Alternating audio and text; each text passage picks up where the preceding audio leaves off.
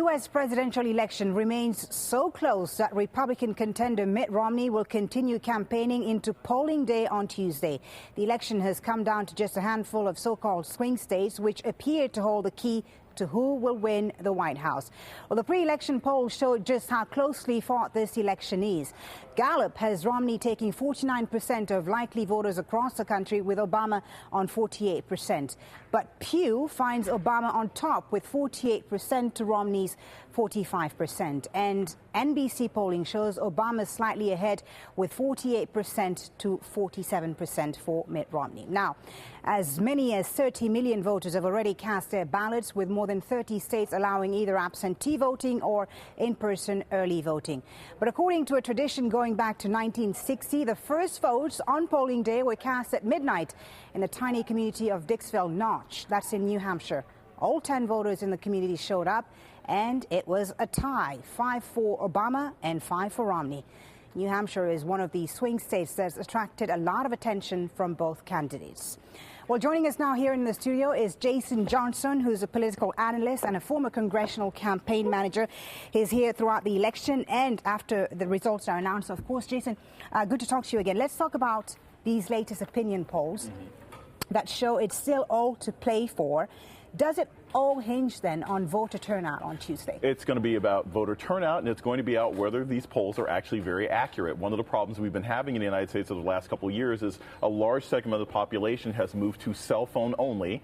Cell phone users are usually not polled, and so the polls tend to skew Republican. So we don't really even know if the polls are accurate, but turnout will be key. All right. We've been looking at a changing U.S. population over the last few years. The Americans are getting younger. Americans are poorer. Yes. And also browner. There are more Latinos in the U.S. today. How is that going to factor in this election? How will it affect turnout, you think? This could be really huge. One, because this election, if Barack Obama gets reelected, he's going to be reelected with less than 40% of the white vote. That is a massive sea change in the United States. No one has ever been elected with that small amount of white voters in American history. So it'll say that Latinos, African Americans, and young people are much more critical to a winning coalition than we've ever seen before. And it also shows that the stereotype that young people and brown people and yellow people still turn out. Okay. Well, Jason, stay with us. Let's just take a look at what the candidates have been up to in the last 24 hours or so. Ohio and Pennsylvania are the crucial states Mitt Romney plans to visit on Election Day. That's Tuesday. Alan Fisher has been following him on the campaign trail. Let's take a look. The next President of the United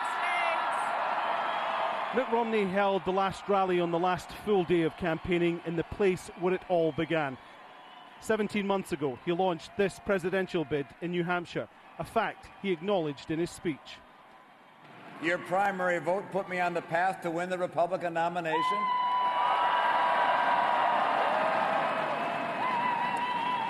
And tomorrow, your votes and your work right here in New Hampshire will help me become the next president of the United States.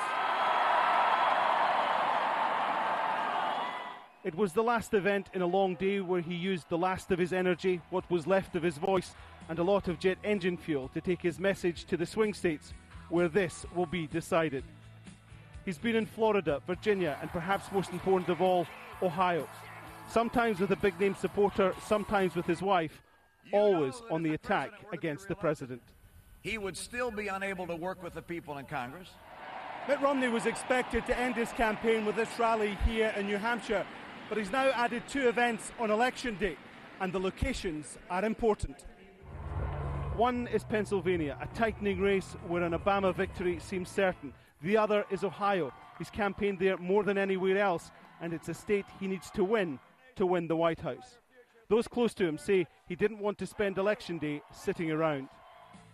Mitt Romney is clearly planning to push all the way to the end, knowing never again may he stand just a few hours and a few thousand votes from the presidency of the United States.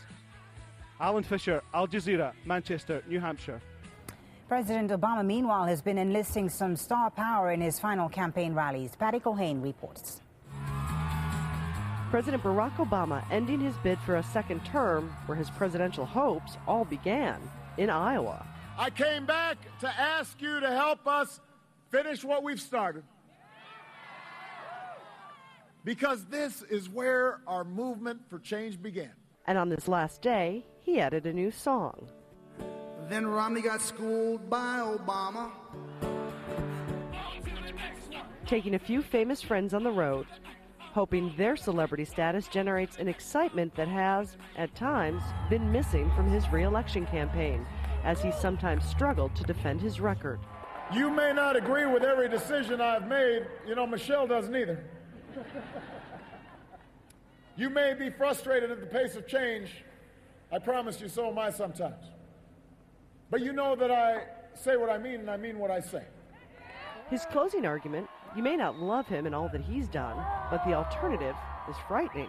In these final hours, trying to bring back the idea of change. We can't give up now. No! Because we've got more change to do. Yeah! As he wraps up his final rallies, an entire year of fundraisers, campaign stops, and speeches behind him, he does it predicting victory. We will win Ohio. We'll win Wisconsin. We'll win Iowa.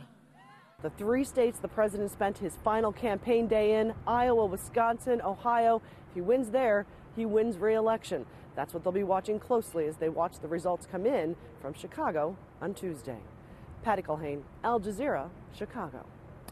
All right, Jason, let's talk about Mitt Romney campaigning on Election Day. How do you read this? Do you think it's because he thinks he can win, or does he have no choice but to campaign on Election Day? I don't think he has much of a choice. Generally speaking, if you're still campaigning that hard, if you're adding additional stops on the final day, it's because you're nervous about the result. But Obama did it back in 2008. Right, because he did not know. It was still considered rather risky that he was going to win in 2008. So did Bob Dole in 1996, and so did John Kerry. Usually the last guy who's out there campaigning is the one who's most nervous about a victory. All right, let's talk about Pennsylvania.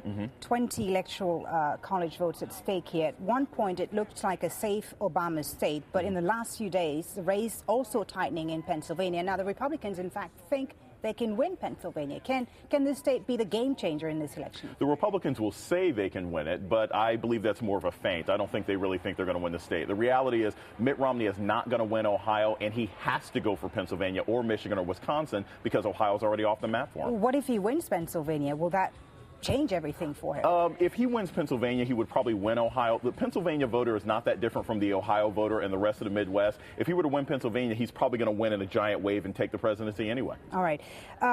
You know, Jason, people aren't as excited about Obama as they were back in 2008.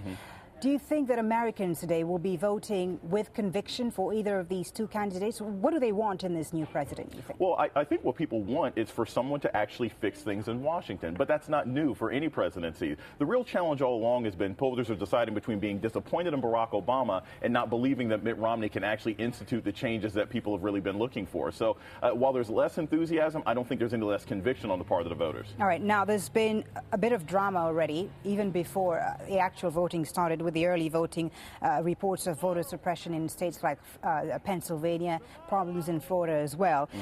Will we see any lawsuits, you think, if the election is very close, or will this not matter if, you know, if Obama comes out and is a clear winner? Right. I think, look, if either of these candidates seems to have a clear mandate, we're not going to see many lawsuits. There's an old phrase in American politics: you can't cheat if it's not close. And so if the election is close, you're going to see a lot more fighting. But if Obama wins the popular vote by a large margin, or if Mitt Romney does, you're not going to see many lawsuits. Do you think we're looking at a 2000-like scenario with the whole Florida controversy between Al Gore and Bush at the time? Not at all. I think this is going to be pretty clear. I think we're going to know who wins the election. There will be some fighting, but again, I think the states are pretty clear at this point. All right, it'll be an interesting next few hours, certainly. Thank you very much, Jason Johnson, and look forward to speaking with you later on the program.